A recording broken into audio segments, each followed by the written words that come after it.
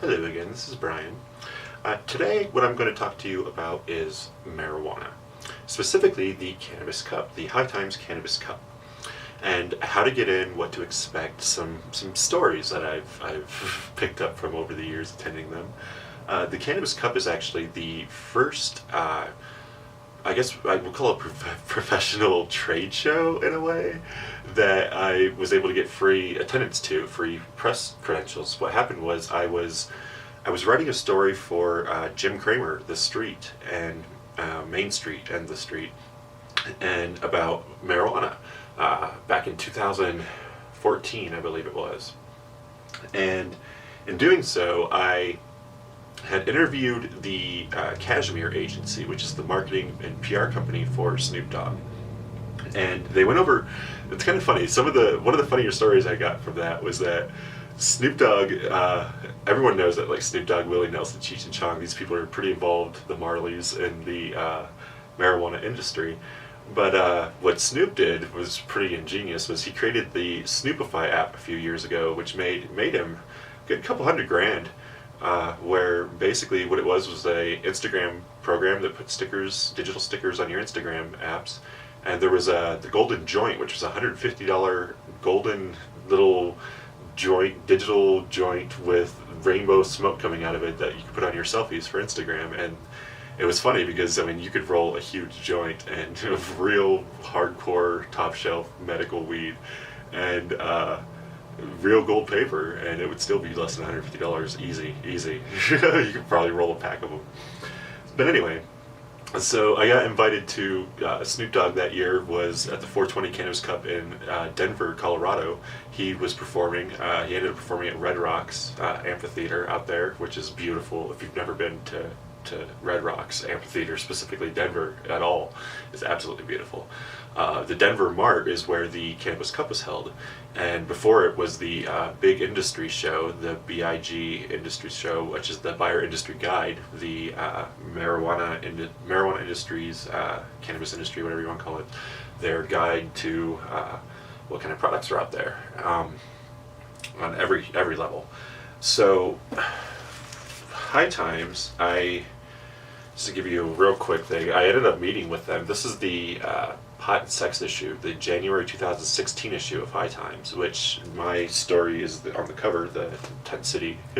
I went to Tent City Jail, and that was one of, not for marijuana, just for the record, for whistleblowing, just to be clear on that. You get a bunch of stickers too and all these things, so I've got a bunch of different marijuana stickers. I always keep my anonymous ones around too. But the Cannabis Cup is basically like, if you've ever seen Beer Fest, where they have, at the end, where they have Willie Nelson and Snoop Dogg, they meet the guys from the Beer Fest, and then they go through their, kind of set up a sequel that never happened, or a spin-off that never happened. That's basically what the Cannabis Cup is. Now there are other ones. For example, this is Marijuana Business Magazine, and they have every year two, one in Orlando. They might have three, maybe it's in New York, and then one in Las Vegas, which is like one I go to, the Marijuana Business Conference and Expo. And that's where I met the Wolf of Weed Street, actually, Jason Spadafora. Hung out with him the second time I went there. But those are more kind of, I guess, business course type things. It's like the University of Phoenix of cannabis conferences.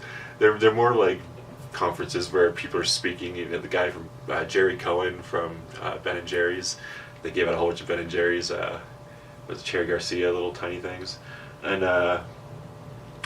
the Cannabis Cup does have some of that stuff, but they also have art galleries. They've got from the 2014 one in Denver through to the most recent one this year, 2016. They didn't have one in Denver. The county police, Arapahoe, whatever county police, I believe it is, shut it down.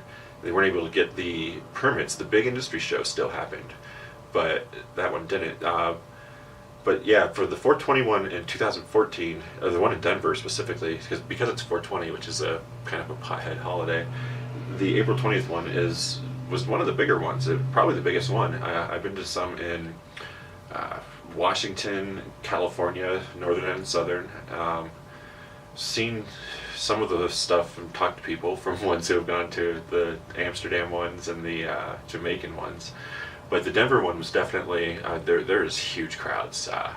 I'd say definitely the tens of thousands of people. Huge amount of vendors, and I have video of it. I'll link to it when I'm done with everything when I post this. But it's right when you walked in, there was a guy just rolling full on blunts, and then there's guys throwing out all sorts of craziness, all sorts of free weed and things like that. The San Francisco one, for example, where it's a medical state. Minnesota was another one that I had taken to that. Any of the medical ones, Portland I would have gone to, but it ended up not happening. Oregon's a really very localized state. It's cool with all the craft breweries and all the nature. It's beautiful. It's absolutely beautiful, especially if you go right around now, stay until November, December, get to see the leaves change, and it is absolutely gorgeous. It'll make your Thanksgiving that much better just to go see Oregon at some point during the fall. But they wouldn't let High Times go through. But they did. I did go to quite a few. What was it? July 1st. I want to say is when it all went through. 2015 in Oregon, when the recreational kind of was released. Like in Portland, before that, you had to drive up like 15 minutes north to Vancouver, Washington, in order to get any of the weed that you needed, unless you had a medical card or you just know some friends. But yeah, that was a good time. I trimmed up there too. But the Cannabis Cup, where it differs, it's like the Emerald Cup is more like a county fair type thing. The one in Northern California, the business ones like the Cannabis World Congress and Expo, I believe it was called. That's this month actually, September, in Los Angeles at the LA Convention Center. That one's kind of classrooms and things like that for the business, for people to figure it out. There's a Southwest Cannabis Expo that I met that guy. I can't remember what his ad network was. It's the one that competes with Mantis, and Mantis is like the Google AdSense of marijuana companies, because marijuana companies can't advertise on Google. So they find websites that are okay with advertising marijuana and connect them, bid on the thing, make a platform. With the guy who has the competitor to that, the second place, Brand X, he has a Southwest one that was in Texas, LA, Arizona, and that one's kind of like introducing the entire industry to the general consumer.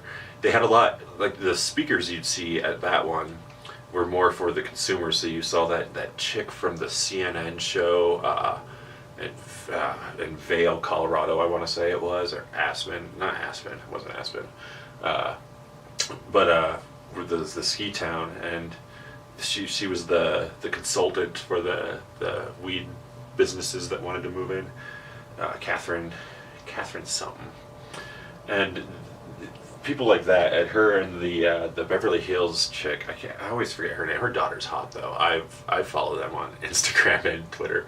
They follow me too. I've met them a couple times, but they Jason Spadafora has some kind of problem with them.